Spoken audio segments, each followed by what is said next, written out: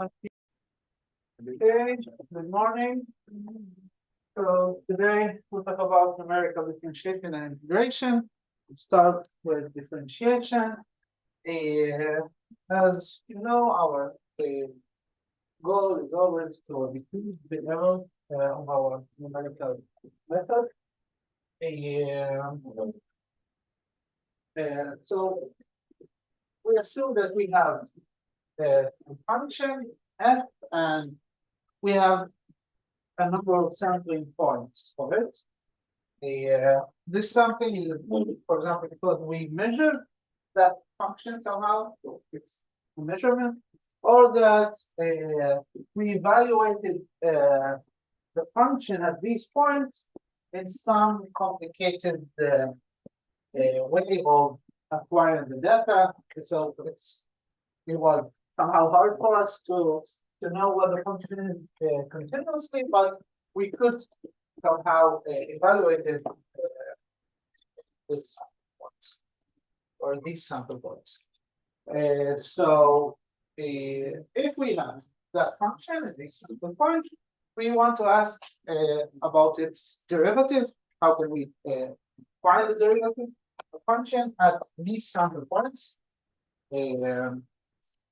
So, you know, we talked about this, that the mathematical way of doing this is to take the limit as h goes to 0 of the difference between f of x plus h and f of x divided by h. But again, we cannot take h to 0 in the computer. We have a minimal value that we can take. And if h is so small, maybe f of x plus h and f of x are too close to each other, and the subtraction makes the round of error affect more. Yes. So we have to use another way of doing this derivative, but it's the same way. But this other way, by knowing some mathematical theorems, we can bound our error, our truncation. Okay, so it's the same thing. We will do the same thing as you see, but with knowing something from Taylor series, we know now what's the error. Okay, or what the error. And always numerical derivatives will look like this. If we want some derivative, we can take the point, the function evaluated at some number of points, and then we expand this function using Taylor series up to some order, okay, and then we will know also what's the remainder, and using and then we can take these x or evaluations of the function and multiply them by some coefficient, so that the derivative or the term that we want will not cancel out, but all other terms will cancel. Okay, we will see this, but it's always like this. If we want the derivative or the first derivative, the second derivative of a function using some points, we can use the expansion of these points or the approximation of them as polynomials with some remainder, and then take linear combination, some linear combination of these evaluations in order to cancel all the terms that we don't care of, and we will still with the term that we care about, and then we can use our knowledge of this Lagrange remainder theorem and our knowledge, for example, of the intermediate value of theorem, and in 2 minutes we'll see also the mean value theorem. We can use all these theorems to bound our error.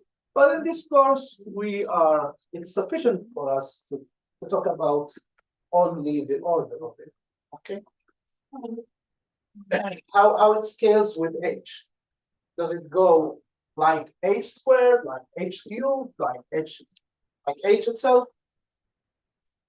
Okay, so here is our method. And of course, because we divide by h, the error is the order of h. And now I can ask you, that's if I use f of x and f of x plus h. But an arrow that goes like h is somehow a big arrow. I want to go like h squared. So if I add for you another piece of information, you now have f of x and f of x plus h and f of x plus 2h. How can I use these 3 points in order to evaluate the derivative at this point? I don't want an immediate answer or a closed form of answer. I want you to suggest for me what to do. What can I do now? What should I do in order to get a formula for the derivative using these 3 points? If I use only these 2 points, I know what should I do. Okay, that's what I do. But if I have another piece of information, this, how can I use it or exploit it efficiently? What's the meaning of this? I can here I'm telling you, and you will also know this after this recitation, that if I give you another point, your error will be scaled. You can find some formula in order for the error to be scaled like h cubed. Okay. With these 3, I can find an error. I can find an estimation of the derivative such that the error goes like h squared. But I'm asking you, how can I do that? What's the best that can you do? You can now find an estimation for the second derivative on f x plus h, and then it's not an error. You can found a reason for it, and the error will be the 3 derivative. I can found, okay, but how? Like what the should I difference do? between the 2 derivatives. Okay. First derivative and the Okay, so you're suggesting to find the first derivative of f at this segment, let's say, and another one here, and then find some. Okay, so you're suggesting something for the second derivative, and we're not sure that it is good enough for the second derivative, but it's symmetric, so it will be maybe good enough here. Okay, so that's a good thing to do with the second derivative. Okay, but I'm asking about, and it is, of course, the right thing to do for the second derivative. But I'm asking for the first derivative. What should I do? Again, I don't want to close form. I want a suggestion what to do. You can expand them all with the Taylor series, yes, and then find some linear. First of all, I expand them in Taylor series. So forget that you know the answer. Here's the answer, but forget that. You can look at f of x plus h and f of x plus 2. Okay, we expand them as we can in Taylor series. Okay, and we see now that we know that somehow we will combine this and this, then have some h multiplied, some coefficient multiplying h multiplying f star or f prime, and then we will take this f prime and isolate. Okay.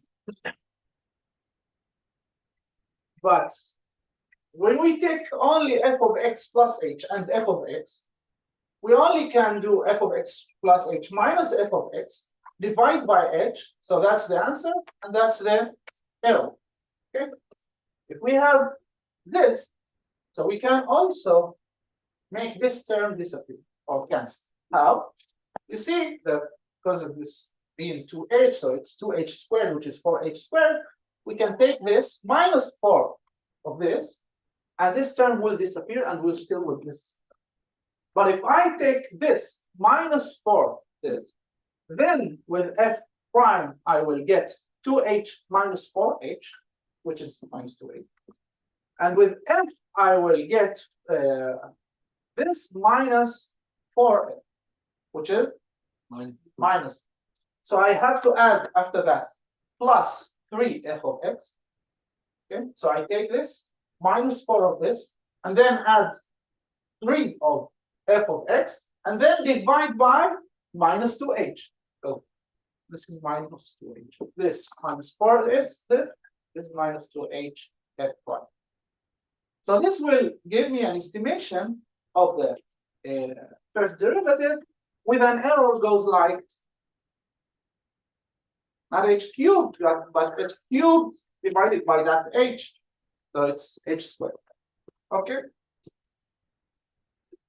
So that's the let's say the result. So always you can do it by yourself. Here we present it as we tell you what's the derivative, and you have to prove that the error is of order h squared. But you can do it by yourself.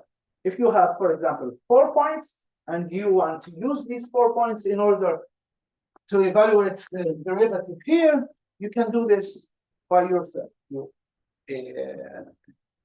expand the function with Taylor series. You somehow solve the equations that you want to impose in order for the derivative that you wanted not to be 0, its coefficient not to be 0, and other coefficients will be 0. Okay. I can ask, for example, about the second derivative. I want to use it for the second derivative, for example. So I should ask myself, which combinations should I take with f of x and f of x plus h and f of x plus 2h in order for the term, the coefficient that will be for f of x will be 0, and the coefficient for f tag will be 0, and the coefficient of f prime prime is not 0. Okay, so that's my question. I will find another coefficients, not these coefficients, 4, -1, and -2. Okay. Oh, now I have to say that this calculation is not exactly correct. Someone knows why? They took this and then subtract from it this, and they say -4h. Why is this not exactly true? Okay, if we take all the elements in the polynomial, so it's true. Okay, that's true. But we don't want these 3 dots. We want to talk about the error itself. So the error is 4h cubed divided by 6 and f 3 primes at what? At psi of x, yes? Where psi of x is some point between x and x plus h. Okay, so it's psi of x and h. And this is at psi, another psi between x and x plus 2h. So here the subtraction is not trivial, but again we can use theorems of mean value and intermediate value. Intermediate value and bound error. It's not so complicated, and we'll not talk about this too much in this course. But I had to clarify that this is not rigorous. Yes. Can you repeat? Like, I didn't Okay. So what's written here is true. If you have these 3 points, which means that you take all terms, it's true. What's written here is true. But at the end, we want to bound the error in terms of O of h squared, for example. Okay.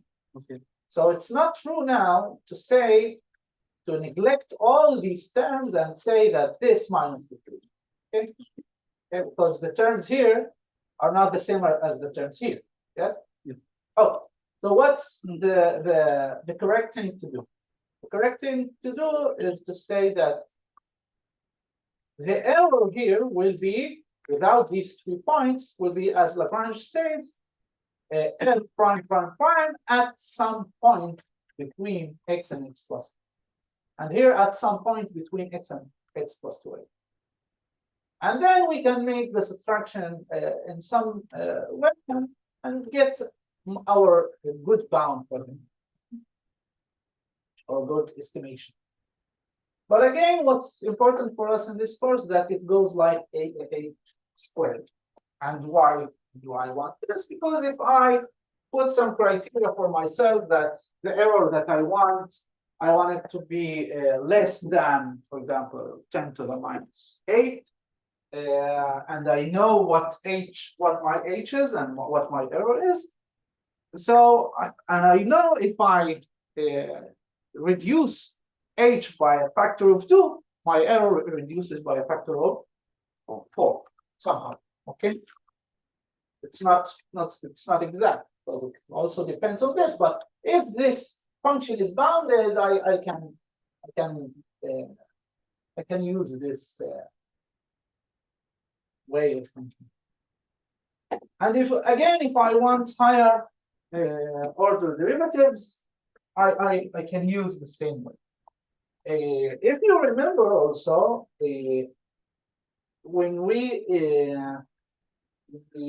calculated the error of the numerical derivative using these 2 points, it was also of order h squared. That because we use this symmetric thing. Okay, so if I use these 2 points in order to evaluate the derivative at f of x, my error will be of order of h. But if I use them in order to evaluate the derivative at f of x plus the half of h, my error will be of order h squared. Okay, because I used the symmetry, or I exploited the symmetry. So high derivatives, again, I can use the 2 of this in order to evaluate f prime, but also I can use these 2 values in order to evaluate f double prime. So for f prime, I make the subtraction between them, and then there is no f of x. Okay, that's good. And for f double prime, I have to add them to each other, and then I have 2 f of x, so I subtract 2 f of x. Okay, so that's my way of evaluating or estimating or approximating the second derivative of this function using f of x plus f of x, and my thought was like h. Any question? Yeah. The error here is not 8 to the 4. No, because I divided by h squared.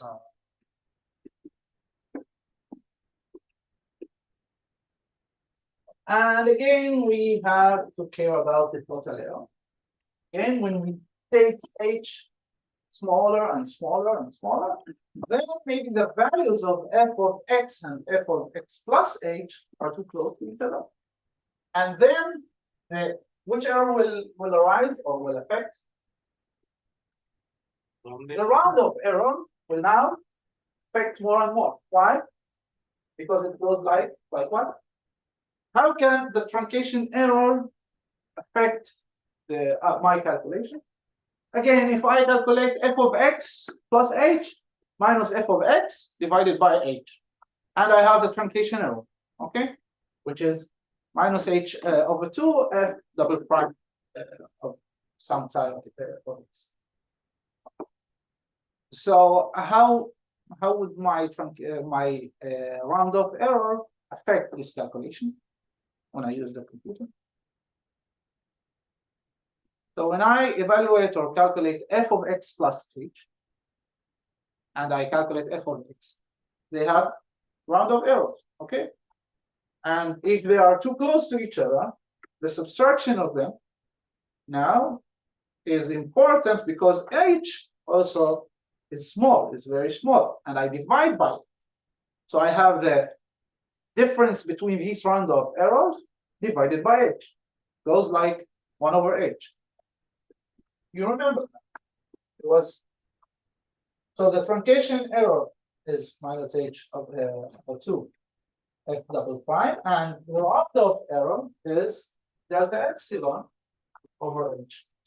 And what is the h that we want to use? We want to use the h that gives me somehow a minimum value of the total error. And again, okay,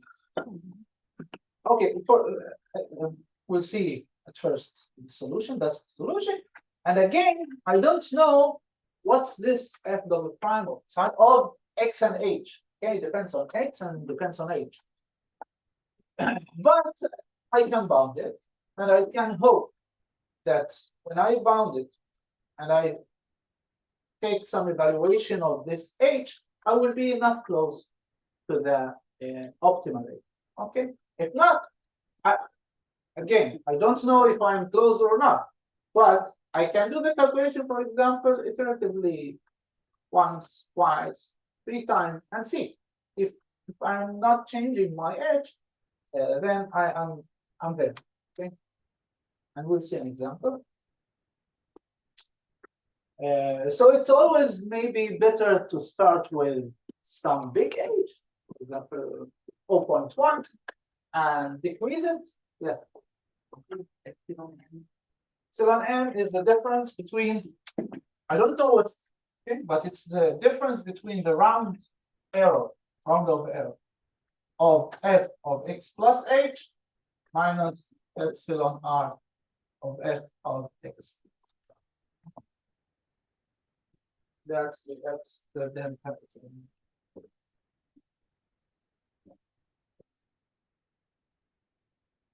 Yeah. The total error should be the square root of the rounding error and the no. Again, Right. The total error should be the rounding error squared plus the second error squared that out. Kind of a Pythagoras. why? You're talking something about it's from the lab. Not So the answer is no. And again, we saw this in the previous recitation. If you have two values and you only add them, subtract them, the error of this subtract of the new value is only the exact error plus some round of error, which is this. And it will be maximum. What's the maximum of this value? If I know how to evaluate f of x plus h and f of x, what's the maximum of this value? This value, what could it be? You remember what's going to be some? Okay, so if I use the double float, what's epsilon round? to the minus 60. 2 to the minus what? 40. How many? Seven. How many bits I have for the mantissa? 51. 53? Oh, I don't remember. 53, I think. So it's 1 and 11. We thought about the And 32 52. bits. Okay, so it's 2 to the minus 52, this, and this also. So this could be or minus 2, or 1, or 0, or 1, or 2 multiplied by this. That's the delta epsilon. Okay. If I know how to calculate this exactly, and I want to store it in the 64 bits that are the double floating. Okay. So the h optimal goes like the square root of my machine error. Okay. And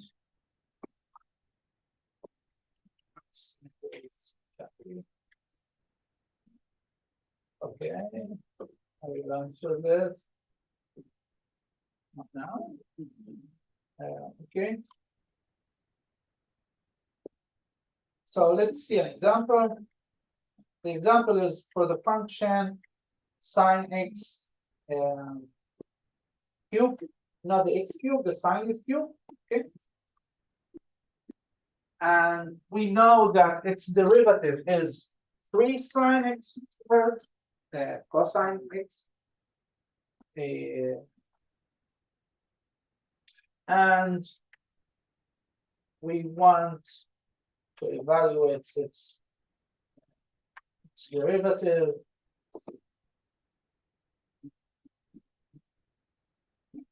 We want to evaluate its derivative at x0 equals 2. And we use many h's. The dx here is h. Okay. And of course, we start with the big H. And the second derivative, the third derivative, sorry, we want to use this formula of f prime, okay, that we saw before in a previous recitation, and we know that the error goes like this. Okay, so we bound this. We know what's the third derivative of the function, and we find the bound of this third derivative, and the bound is this. Okay, you can find it. And then I use this function of approximating the first derivative function. Okay. For a general function, if we can calculate the second derivative, how we can calculate the third derivative? Very good. So here we're doing this to make sure that our way is good. Okay. In other cases, you know somehow that the second or the third derivative are bounded. Okay, and you can bound them because you know that the function doesn't oscillate. Okay? And you know that making an interpolation function of that function will be good enough to evaluate the behavior of the function. So for example, if you do some experiment or some mass on a spring and you see its sort of oscillation, and you measure them, you can measure them in segments of times that you know that between these times, second derivative or the third or the fourth doesn't go wide.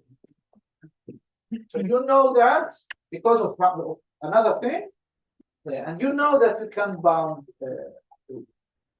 And what's important in these methods that if I know that the function is continuous, if I know that the function is continuous, the derivative, first or the second or the third or the fourth, if I know that it's continuous, so it's bounded in this interval.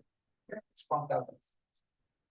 And if it's bounded, I don't care what the value of f prime prime prime, what it is, because I evaluate the value and then decrease it, and then check what's the new value, and then decrease it, and then check what's the value, and all of if the value, if my replacement goes like h squared, it's enough. So I don't care that part. That's why the order the order of the error is so important for us. Okay, and if I calculate h, I calculate it, and then I try to evaluate the error. Let's see. Bigger. So I'm taking many h's, okay, and I evaluate the theoretical error. What's the theoretical error means here? What does it mean? Theoretical error is the real value of f that minus my evaluation, which is let's say evaluation, which is f of x plus h minus f of x minus h divided by two h's, and not exact because it's these values after rounding and also this value after rounding. Okay, but that's my f evaluation. So that's what I call the exact error. And this equals exactly, or it's very, very near to minus, not minus, but 1/6 h squared f prime prime prime at some point between x and x plus, between x minus h and x plus. Okay, exactly. But I don't know what's this sign. So that's the theoretical error, the blue one. And the numerical error is the orange one. Okay.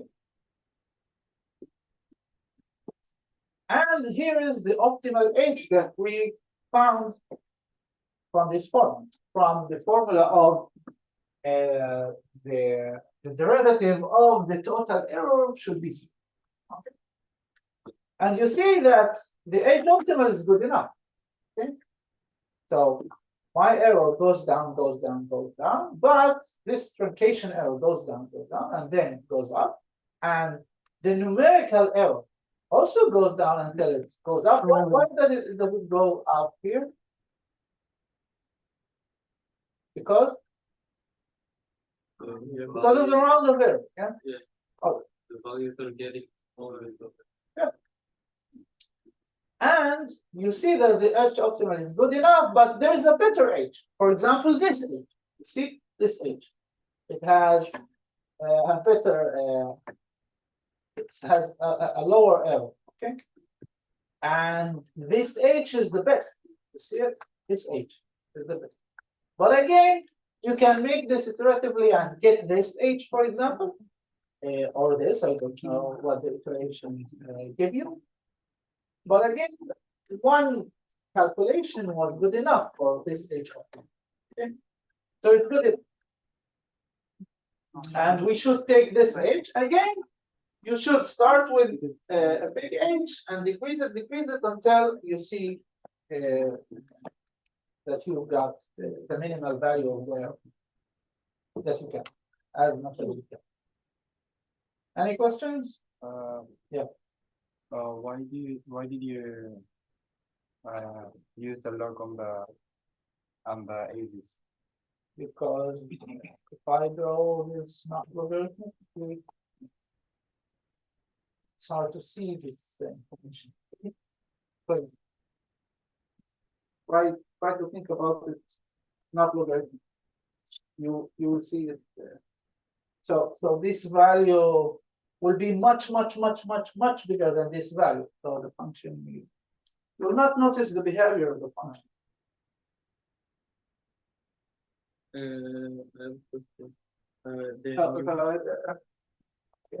Sorry. So,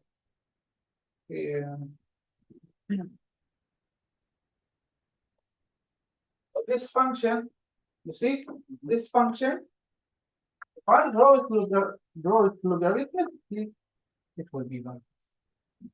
Okay. So what we care about is the magnitude, the order of magnitude of h and the order of magnitude of the error. That's what changes. And if I look at the error itself and the h itself, I will see something like this, and I will not understand what's the meaning of this.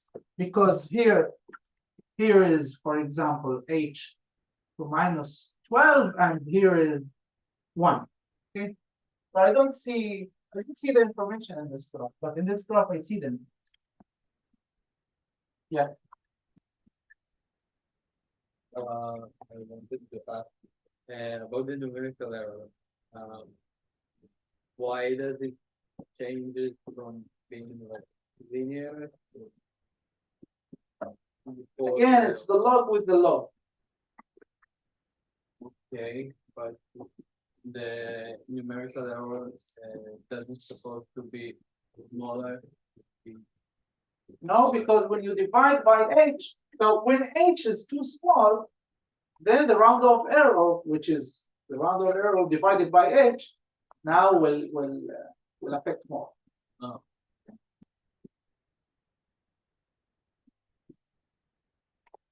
Oh, so that's about differentiation, and let's talk about integration. So again, there is some function that either we measured it or that we evaluated it at some points in some complicated way of acquiring the data, or that we know the function itself analytically, but it's hard for us to solve the integral of it analytically, or that we know that there is no analytic or closed form of a proposition of elementary functions that you know that give the antiderivative of the function. Okay. In any way, we don't know how to calculate this integral in a fast way. Let's see, or that we don't know. So we go to numerical approximation or evaluation of the integral, which should be the antiderivative at b minus the antiderivative at a. But again, we try now to do this numerically, and the first way that you can think about is Riemann way. That's how Riemann can calculate this integral or approximate this integral. As you remember, the Riemannian way is to divide the range to many segments, equal segments, and then to evaluate the area of the rectangles. And if I take n to be infinite, I get closer and closer and closer at the limit I get to the integral of the function, which describes the area underneath the function. Okay. So these are the two of these are Riemannian. What's the difference between them? What's the difference between the first one and the second one? One is The point is said to be the higher one instead of the lower one. Yes, yes. So the first one is calculating the sum of delta x f of xi. I goes from 0 to n minus 1. So we have x0, x1 at the end. And the second one calculates the sum of delta x f of xi plus 1. Okay. And both of them, if n goes to infinity, both of them converge to the integral if it exists. Okay. We suppose that it exists. We suppose that the function is, for example, continuous at this interval, and the integral exists. So both of them are Riemannian. So what can we do better than this a little bit? And we talk about the meaning of this better. What can we do better than this? Learn this and learn this.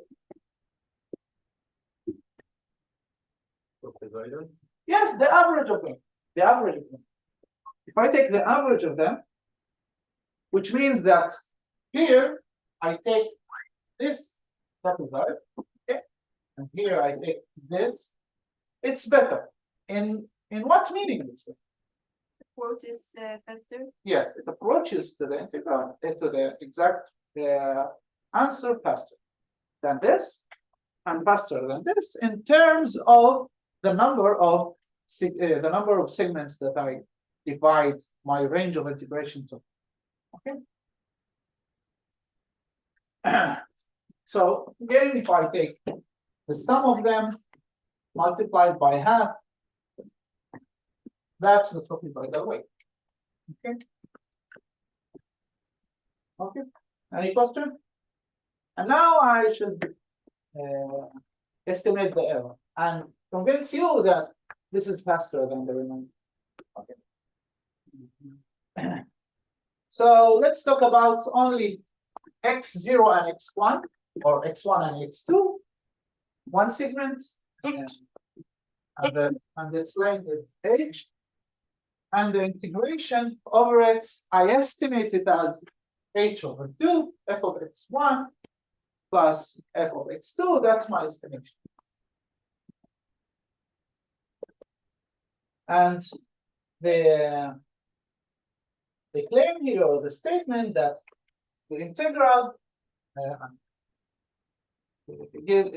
this way of integration gives me the right answer up to an error which goes like h cubed.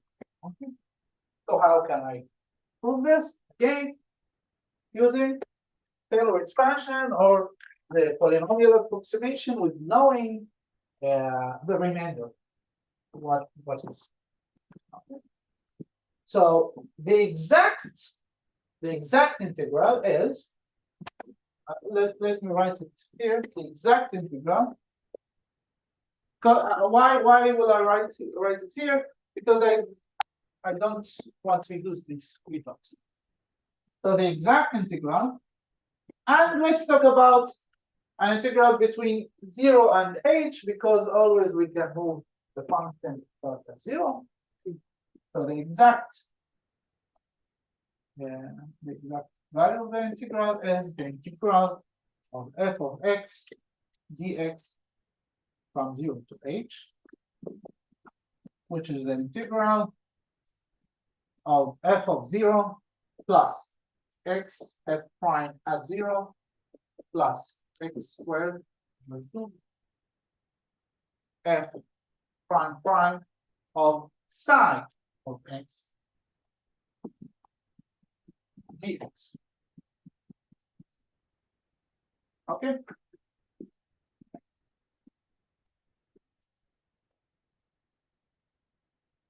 And this is h f of 0 plus h squared over 2 f prime at 0 plus, what's the integral of it?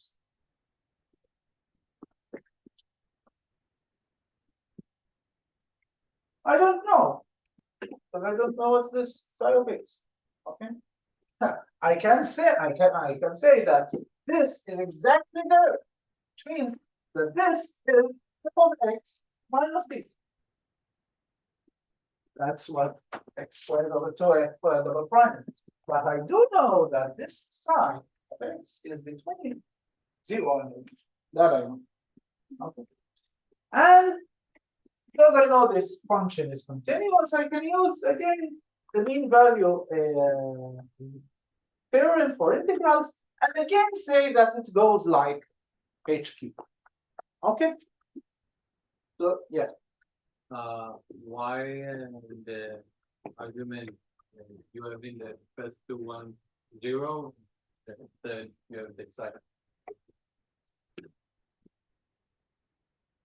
That's the Taylor expansion with the Lagrange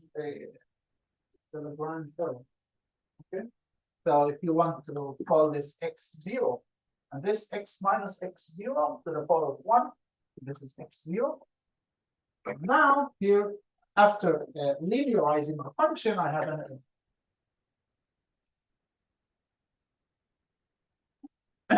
okay, so that's my boundary.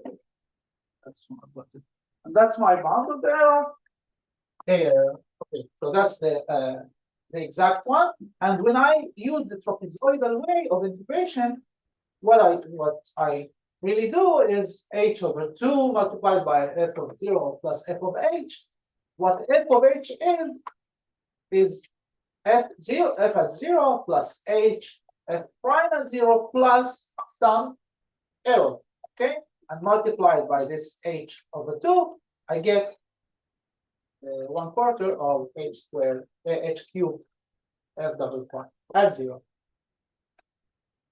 Not at 0, f double prime. Okay. this zero is not true. Okay. And you see that the exact answer of the integral and my answer of the integral are the same up to this difference between these two terms, and the difference goes like h cubed. Okay. So that's my truncation error of this way of integration. And if I want now to talk about the whole interval, I sum these integrals, okay? And each integral will give me h over 2 f at the first point and f at the second. Therefore, the end points will be at the end of the process multiplied only by h over 2. But every intermediate point will be multiplied by h over 2, but calculated once with the left trapezoidal trapezoid, and another time with the right trapezoid. So it contributes to the two trapezoids. Therefore, at the end of the process of adding all these terms, I get the end points calculated and divided by 2, and the other terms are not divided by 2, and all of them multiplied by h, and I have a truncation. Okay, this truncation error is h cubed multiplied, of course, by minus 1 over 12, multiplied by the sum of f double prime at psi i's, where psi I for every I is some point between xi and xi plus 1. Okay? So again, I can bound this function, and therefore I can bound my error and say that it is less than h cubed over 12 n times, because I sum, the maximal value of f double prime. Okay,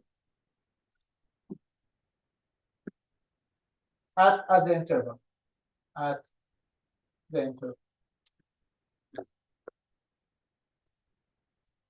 But what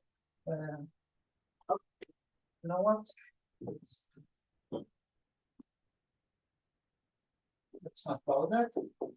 Okay, so we have the sum of f prime at xi. Okay, and this h, what the h is? What is the h? The distance between the Yes, it's b minus a. Let's call them b and a. The x0 and xn. Let's call them a and b. So it is minus h squared over 12, b minus a over n, the sum of f double prime, and this is the average of this function over an endpoint. Okay. And this average, I can write it as what? Using the intermediate value theorem. There exists some psi between a and b that this average equals to f double prime to that. Okay. And then my error is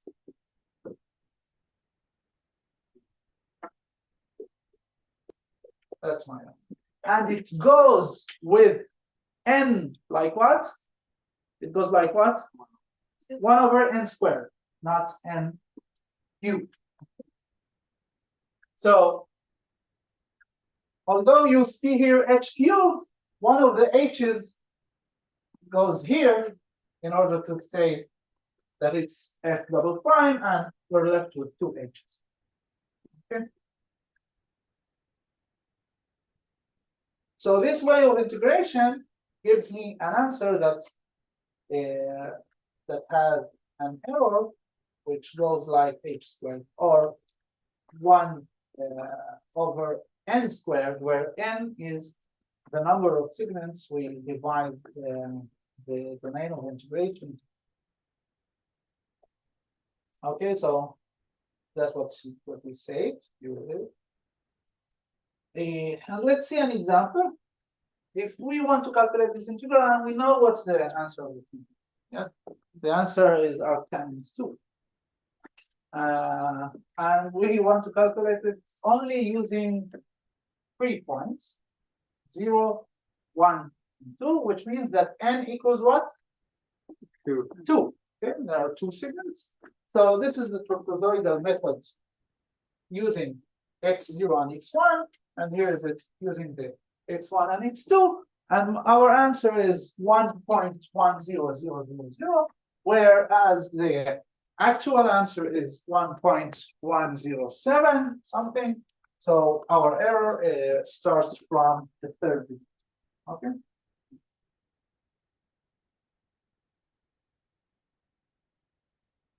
And because we know that the error goes like h squared, we can and we know that it's minus b minus a over 12 h squared multiplied by f double prime. We know that form of the error. We can answer a question like this. If we want to evaluate this integral to some known accuracy or wanted accuracy, which h or what n should we use? So the answer would be h has to be less than, okay, or that n has to be bigger than something. Larger than.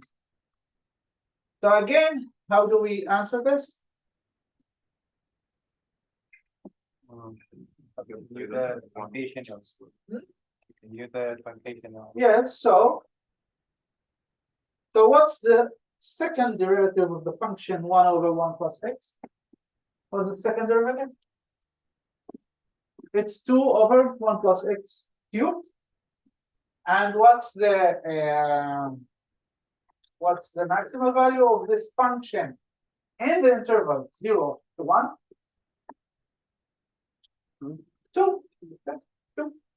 So the maximum value of f double prime is 2. Therefore, if I want the truncation error to be less than 10 to the minus 10, so I want this to be less than 10 to the minus 10. And I calculate and I take this as 2, as big as it could be. Therefore, if I take n bigger than this 40,825, I will get an error which is less than 10 to the minus 10. And again, this way of integration goes like h squared. What if it goes like h to the 4th? We will have another way of integration that goes like h to the 4th. Then maybe I will take the square root of this one. Okay. So that's for now, and now let's take a break of 10 minutes. Go back.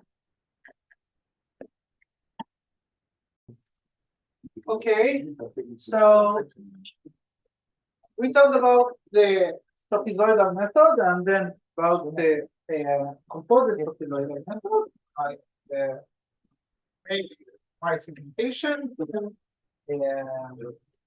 domain of integration of range of integration. And now we talk about what's important is the recursive way of integration by the trapezoidal tool. So now we are assuming that we somehow know the function and we can sample it as much as we want.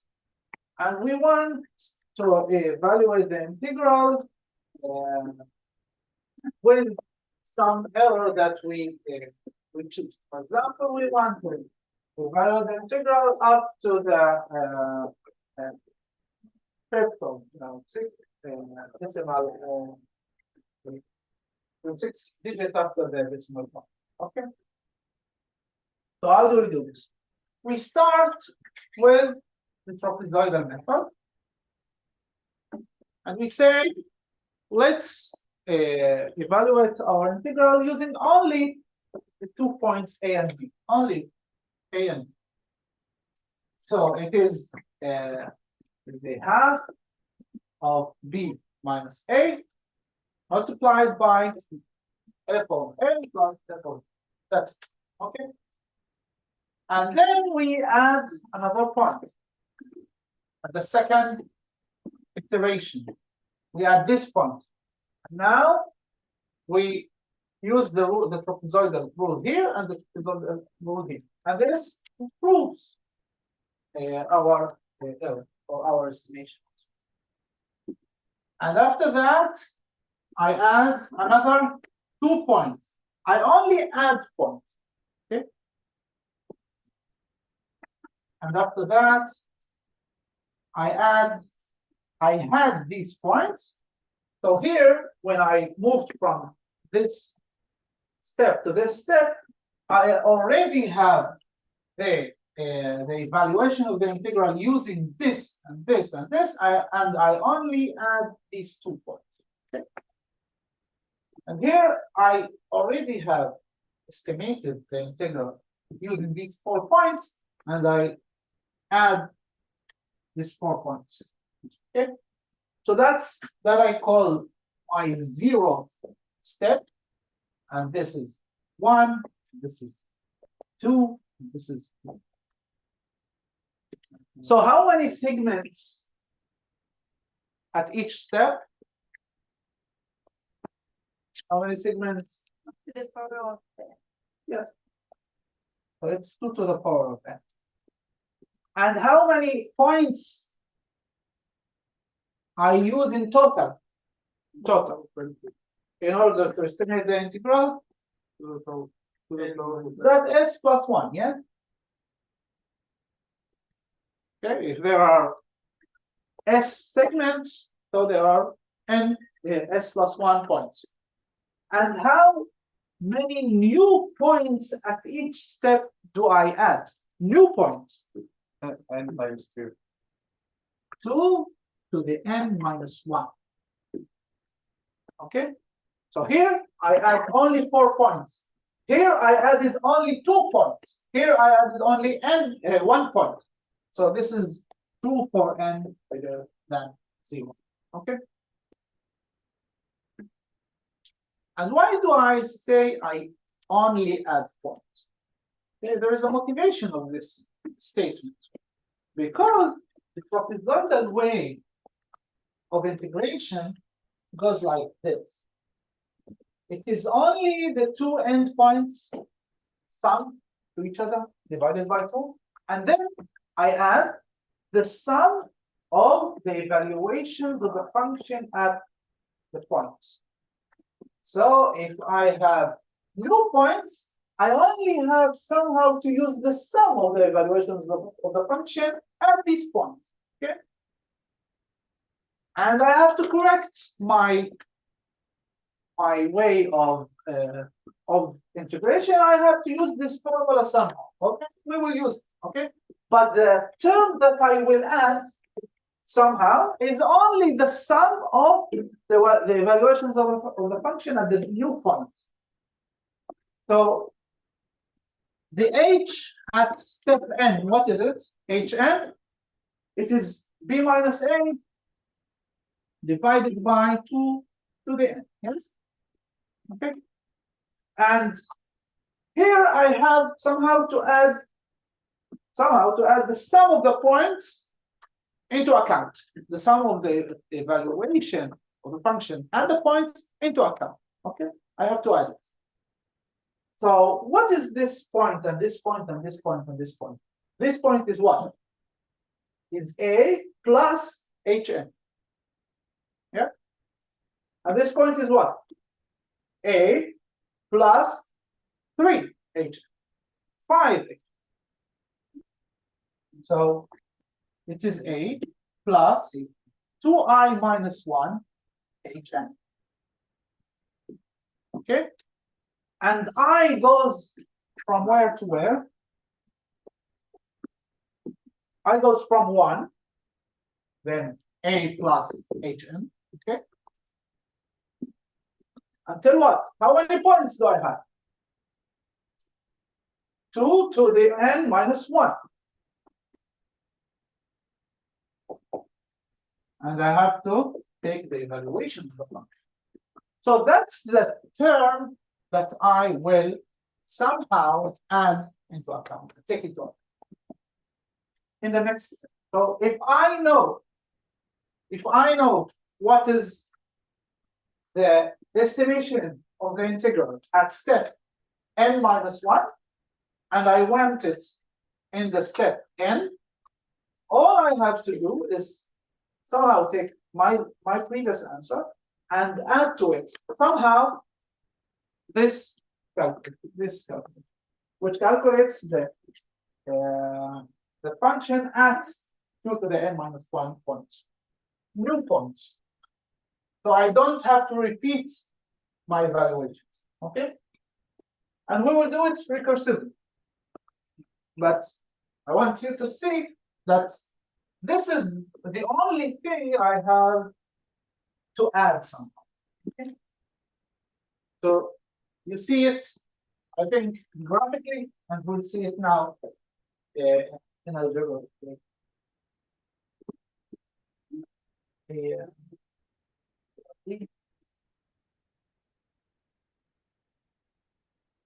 And it is so important when you do this with the computer code, with your code, it's important to try to make the first 2 or 3 or 4 steps outside the loop, okay? And check that your error somehow decrease. But how do I know that my error decreases? Okay, the answer is I only check how much my answer changes. Okay? So when I calculate the integral here, I compare it to the integral that I estimated before, and I also find the subtraction between these, and I find the subtraction between these. If this difference goes to 0 or decreases, it's good. Okay. If not, maybe you check your code, because if you type this immediately in the loop, maybe you will have overflow and your computer gets stuck. Okay. Because when you give it to a loop, what will you tell the loop? To stop when the error is less than, okay? But if the error doesn't decrease, it will not stop.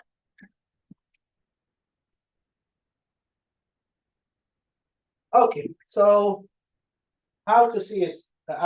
Which formula should we use when we know what is the estimation of the integral at step n minus 1, and we want to estimate it at step n?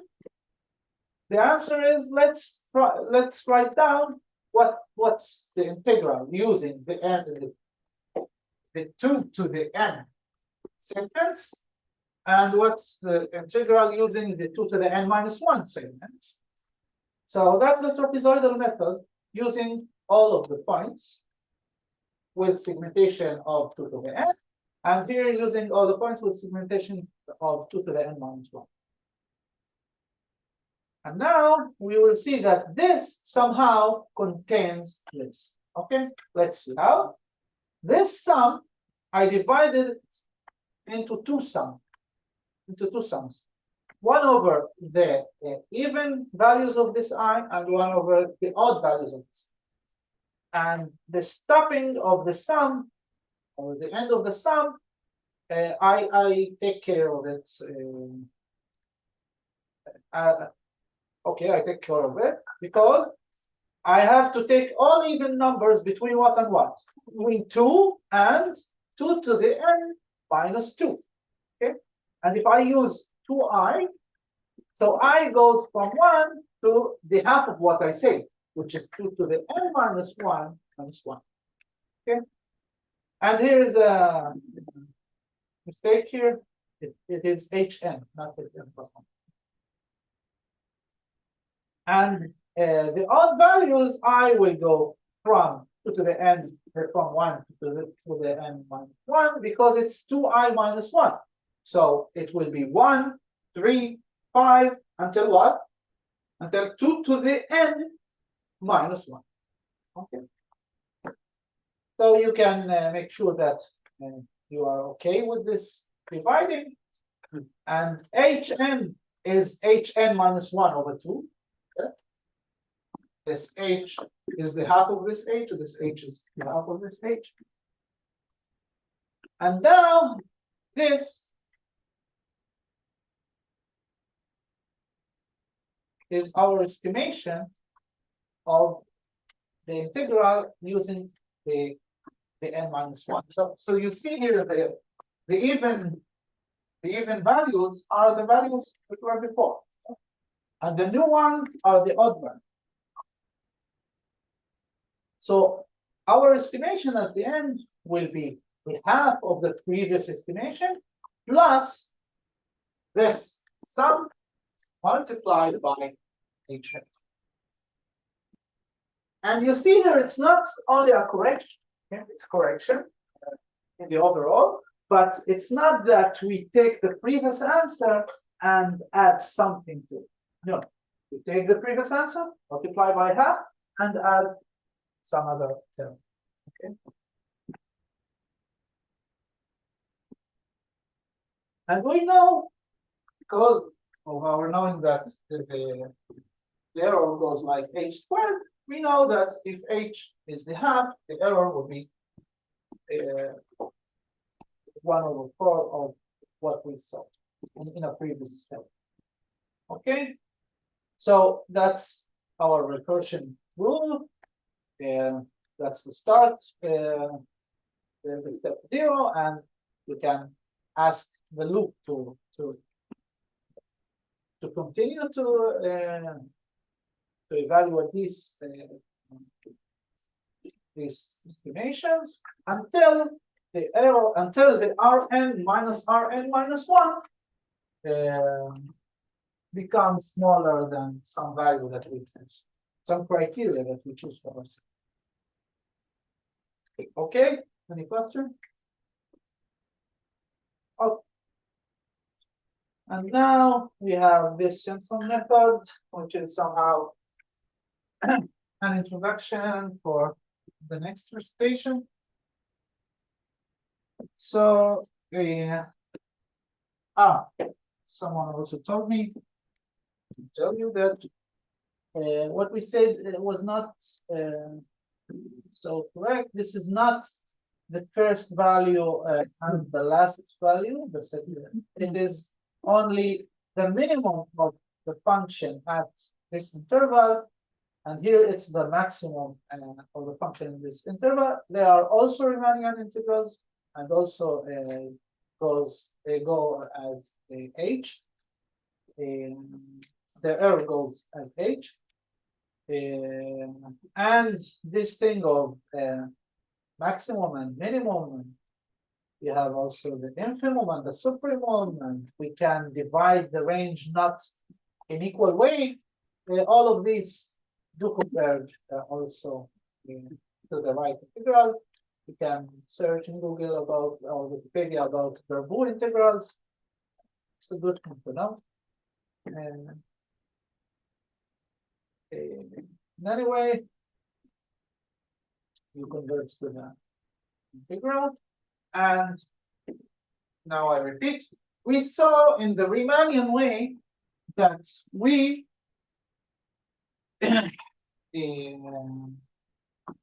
use rectangles, which means that we approximate the function and the segment, the small segment, to be constant. Okay. In the trapezoidal way or method, we used this line, which means that we approximated the function to be linear at that segment. Okay. So and in the Riemannian way, we used only one one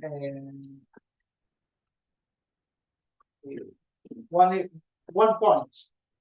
Okay, 1 point at the interval. Again, okay, let's also make this note. Again, if I use the numerical, if I want to use a numerical data that's given to me, I cannot use this way of minimum and maximum. Okay, I can use what we'll say, the first or the second point, because maybe the minimal value of the function is not at the end of the segment. Okay, so if I have a given data, that's all I have. I cannot know what's the minimum or the maximum of the function at this range or this segment. Okay, so that's only theoretical thing for us.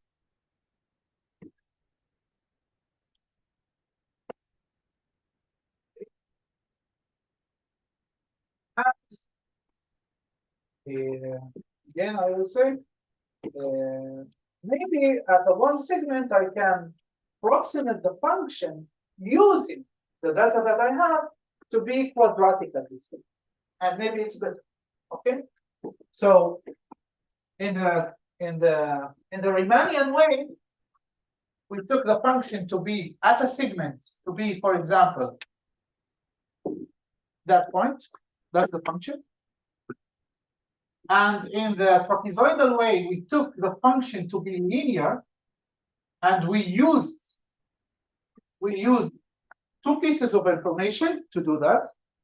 And maybe if we use 3 pieces of information,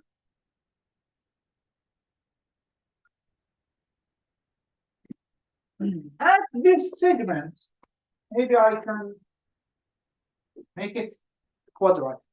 Okay, and this piece of information that contributed to me or contributed to this evaluation or interpolation, maybe this will improve my my estimation and improve my error or decrease my error.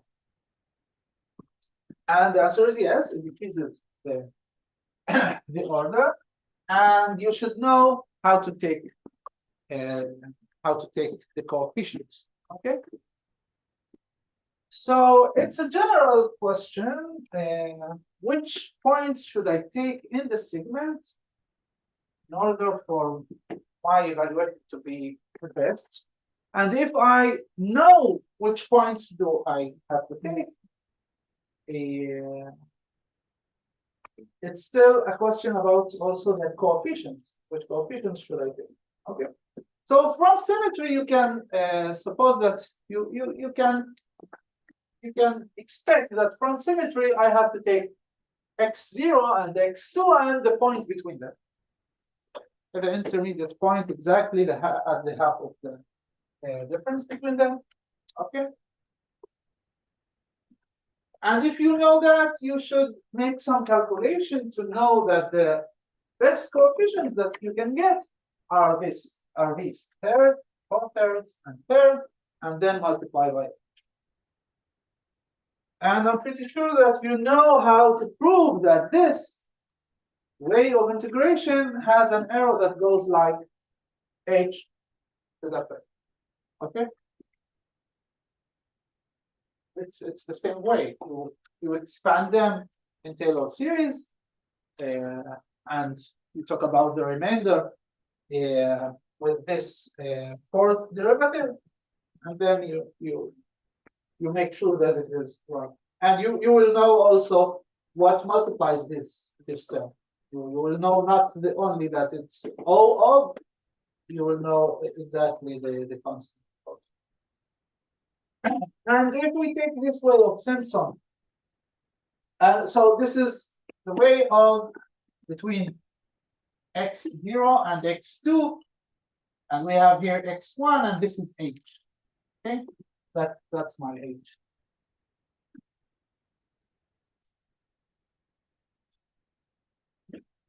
So if you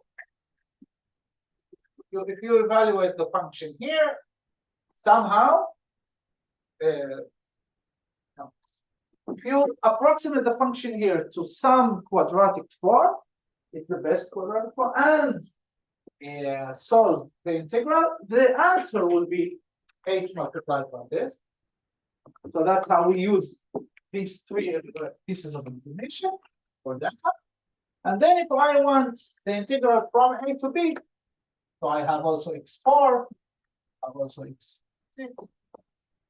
No, it's 2 multiplied by something, which is the b, and this is the a.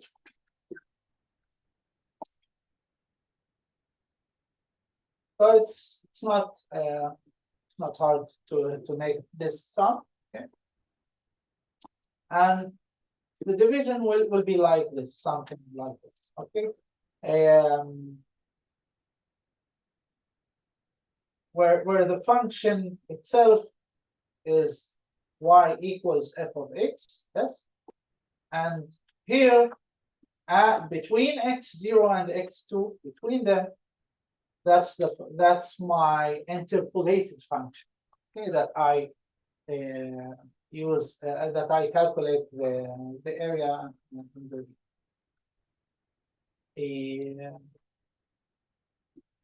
so again, the Riemannian way was constant, the trapezoidal way was a line between these 2 points, and now there is quadratic function between these points. And with this way, the error will go like what? H to the power of what? 5 or 4? 4. Because we have h to the power of 5, but multiplied by this sum. So 1h goes to the sum, and we will say that this is the fourth derivative at some point. And we can bound it, okay, if it's continuous. And let's take this example. So again, it goes like h to the fourth, or another way, it goes with n like what? 1 over n to the fourth. Okay. So let's see this example. We want to evaluate this integral 0 and 2. The exact where's the exact solution? This is the exact solution. Okay. And if we use this Simpson rule in this way, let's see, in this way, what is h? This way, what is h? 1. Okay, so h is 1. H is 1. And in this way, what is h?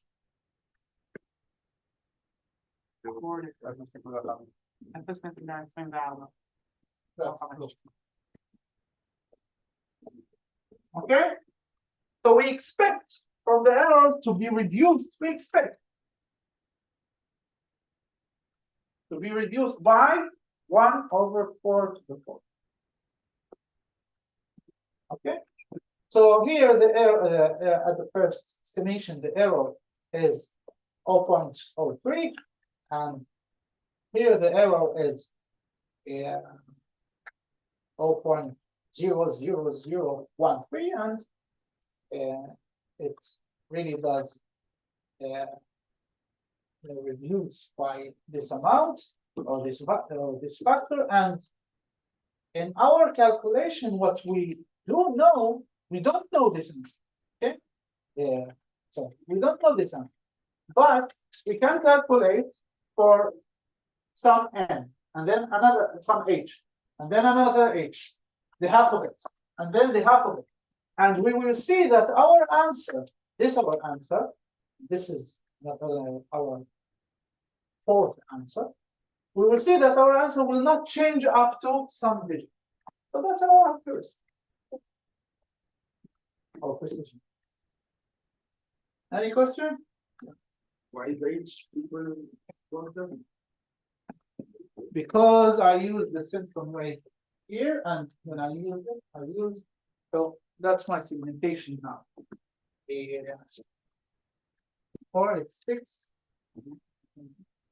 it's 8. That so. And this is the 0, this is the 2. That's the second way. Okay, and here again, some quadratic function, and here another, and here another. Okay. So you don't see that quadratic function. Until now, you didn't see that quadratic. What is the function? But I told you that the answer of the integration over that quadratic function is third of f here plus third of f here plus 4/3 of f here multiplied by h. Okay. So the next recitation will be about designing such an integral. Okay. Now I give you only this method, and again you can verify that this is there. Okay. And it is its coefficient also -1/2. Amen. Any question? You can explain again why it's things h times h to the power of 4 instead of h to the power of 5. Yes. So here it's h to the power of 5 because of Taylor expansion. You can check it. And then when we do this between 0 and 2, and then between 2 and 4, and then between 4 and 6, up to the whole number of the segments. So this is the integration between A and B. We have h to the 4. And we have this sum of these errors. Okay, every integral here has an error, and we have this sum. Okay, now this sum, we have h. Okay, this sum. Okay, sorry. Okay, so 1h of these is b minus a over n, the sum, and then the sum with this n is the fourth derivative and sum. Okay. So the answer will be, for example, b minus a to the 5th divided by n to the 4th, 1/90 with minus, and fourth derivative and sum. Okay, so it goes like 1/n to the 4th. Any questions? Okay, so your homework, you will have in it some optional questions or exercises. You can do them. No? That's it, and see you next week.